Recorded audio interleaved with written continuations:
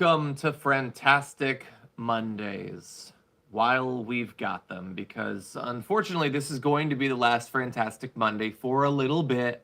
She has to go have a fantastic time bringing life into the world, I suppose. But don't you worry, Francesca will be returning in a month or two, something like that. And in the meantime, we are going to have some awesome fill-ins for both Francesca and for Brett Ehrlich on Mondays. For the rest of this month, hey, I'm Dragon, how's it going? Dan Evans is going to be filling in. And on Fridays, Jessica Burbank is going to be filling in throughout this month. So very exciting stuff. Exciting stuff on the show today. We are going to be taking a look at The Right Stuff, the new right-wing dating website. That's going to be fun. Herschel Walker sat down for an interview, and that turned out to be a real bad idea. And a whole bunch of insanity. We do have a Monday Menace for you. Wait until you see some of this. And we're putting together a little mashup of some of the crazier moments from Trump's rally over the weekend. So lots of fun stuff to come. And some spicy little tidbits for our pre-show, our little damage pre-port today. Multiple different stories indicating upheaval in Trump's legal team. And I can't wait to dive into it. Billy, I have not yet seen the Black Panther trailer. I might watch it. I will say that on that, I'm kind of in the mode, like when something's really far away, I want all the details I can get about it. But when it's only like a month or two away, I kind of just want to see it at this point. I kind of don't want to spoil anything more when we're right on the precipice of it. I don't know if you guys get like that.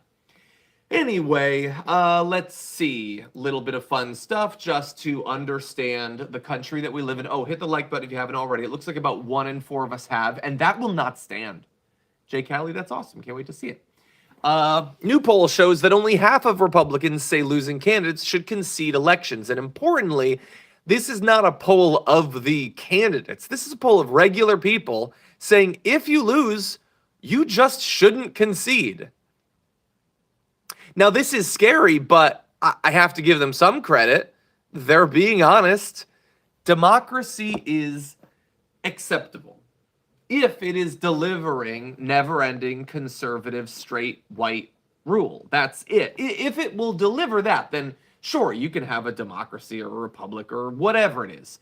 As soon as it's not anymore, it was never an actual value of theirs. They never actually valued democracy. They just thought it probably will work to give us what we want or what we've been trained to want.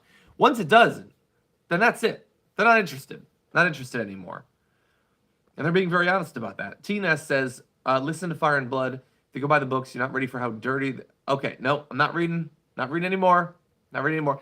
Laurel Dragon, thank you for the comment, but not reading anymore.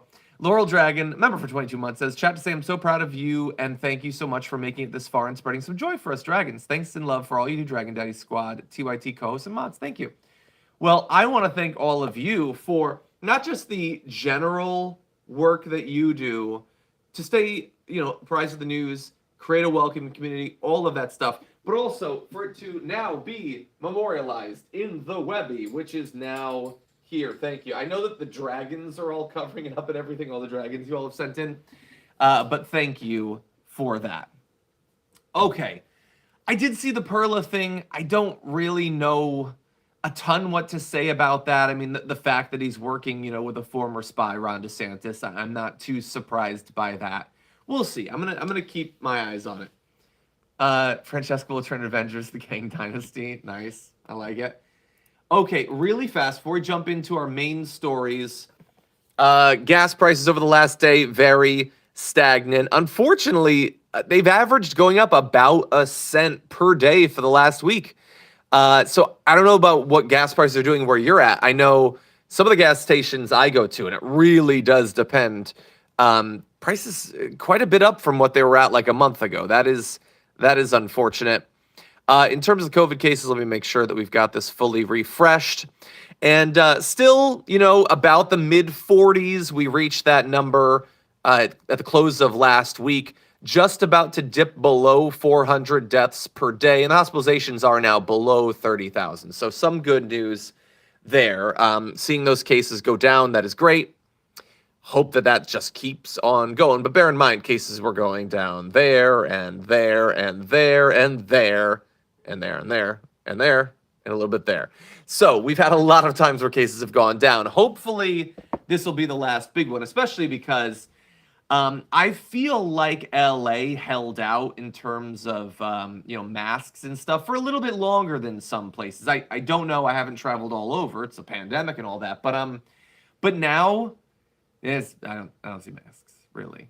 Some people, but not a lot. I don't know about you. What percentage of people you see out and about would you say are wearing masks? Is it 7 in 10, 5 in 10, 2 in 10? What do you think?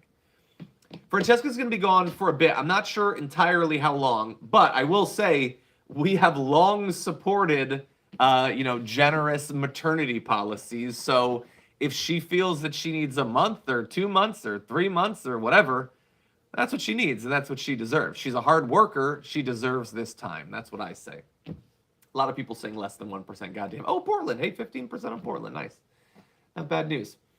Okay, so we got 4 minutes. Why don't we jump into our main story? Although only 740 of you have hit the like. It's right there. It's right there. You can click it. Only 1 in 3. 1 in 3. The best of the best, really. But anyway, maybe the rest of you can be convinced. And we're going to jump into our main story. So we'll get to that if it's fun, or if we'll get to that fun story if there's time. But I'm not sure that there's going to be. So, okay. We know that Trump's legal team is in a very difficult spot for a couple of different reasons. Let's quickly recap. 1, he definitely broke the law. Not only that, he broke the law many, many, many times. And here, I'm only talking about the documents, by the way. I am restraining myself to just the documents.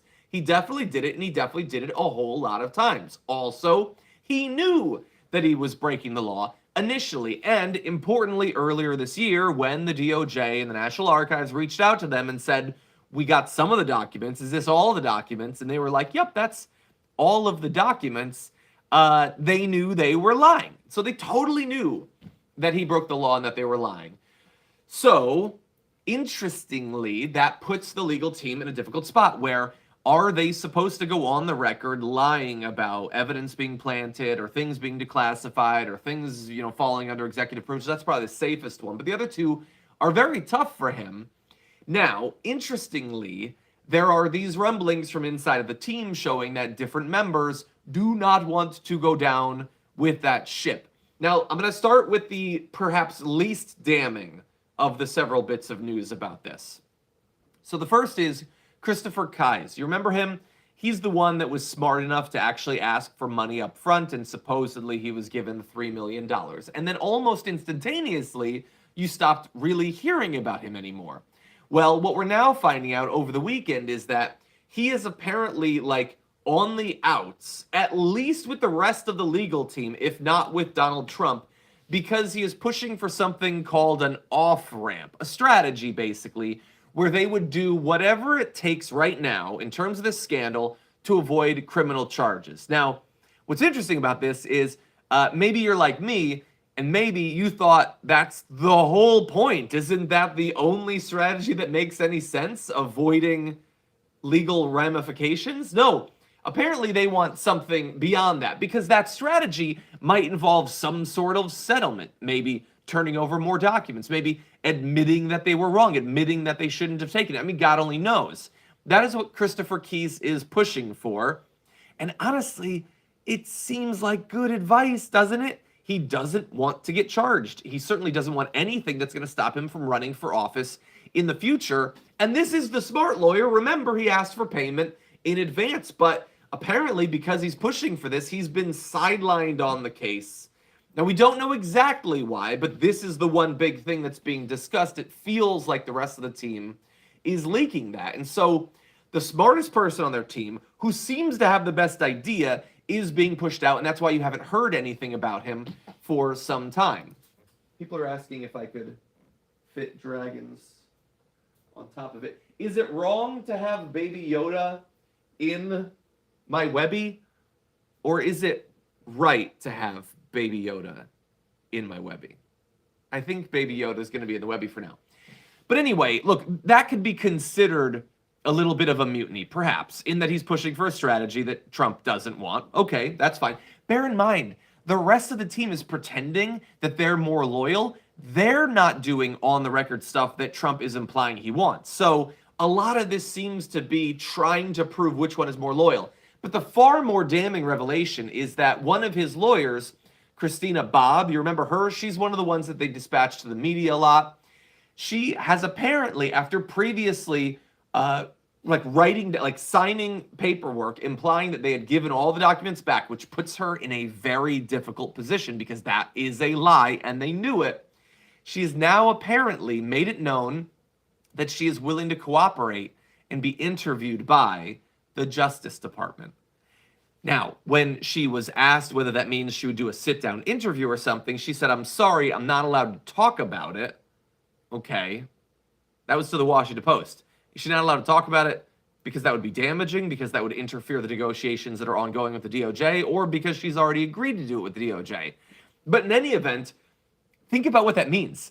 We'd be willing to cooperate with the DOJ. Wait, you're supposed to have been cooperating with the DOJ. Are you implying that you weren't? Very much so. And she would be willing to. She knows that she lied. She could potentially attest to conversations that she had with Trump and the rest of his team during that crucial timeline where they were lying about having more of the documents, potentially about moving the documents to other places. I don't know what else she knows, but she is one of his lawyers, and she's now indicating that she might be willing to cooperate. Why? Because she doesn't want to go to jail for fucking Donald Trump. She doesn't want to stop being a lawyer for Donald Trump. Now, maybe this will go nowhere. Maybe this is a ploy to buy time. Maybe she doesn't actually have information. Maybe nothing else illegal happened. I don't know. But this is Christopher Keyes, the smart one, and Christina Bobb, the loyal, media-savvy one, that apparently are jumping ship, at least in terms of the strategy that he wants. Well, unfortunately, that's all the time we have for the pre-port, but don't worry, you've got more to turn to, including the watch list with Jared Jackson. He's live right now. Jessica Burbank's on. I will let you know that I just released the epic finale of The Grind, the short story that I've been doing on my Patreon at patreon.com/JohnArola. I had a lot of fun writing this. I actually wrote this finale in New York when I went to get the Webby. Like, I still remember, I wrote a little bit of it in my hotel room. I wrote a little bit of it on a cafe, like, amongst the city streets. I don't know if that influenced the story, but it's a fun memory. Anyway, I had a lot of fun with the story. People seem to be enjoying it. That's at patreon.com/JohnArola, as well as all of my other collected fiction podcasts and stuff like that. So hope to have you as a part of our community, and hope to also see you on the Damage Report, because we got a hell of a show coming up with Francesca Fiorentini. So don't miss it. I'll see you in 1 hour.